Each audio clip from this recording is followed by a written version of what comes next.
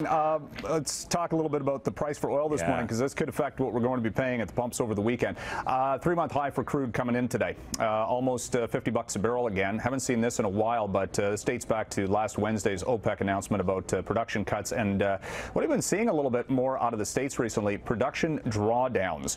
7.5 million fewer barrels of oil in the system last week, third week in a row for a drop.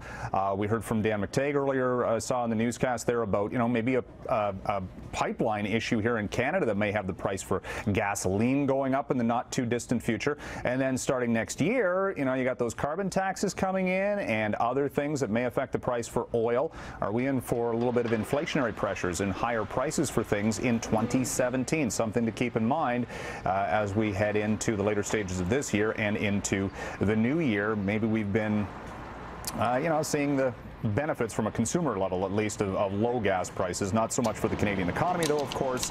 A conference board, interestingly enough, in with a study saying that this is the third year in a row that the oil industry is on pace for a money-losing year. So really, that's not good at all for the Canadian economy.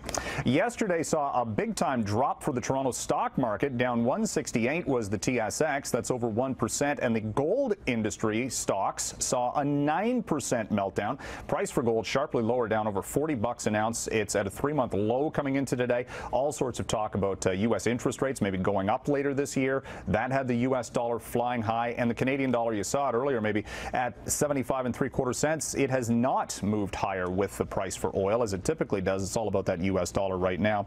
Was September the tipping point for the Vancouver real estate market? Numbers in yesterday. Vancouver housing sales year over year down over 30%. Did that come into, was that affected by that 15% foreign buyers tax? That's the theory, but again, you need the longer-term trend to complete that. Today, we'll be getting the Toronto real estate numbers for last month. And the Twitter takeover talk continues, Kevin, as Salesforce.com and several other companies might be making a takeover bid for Twitter over the next week, according to the Wall Street Journal.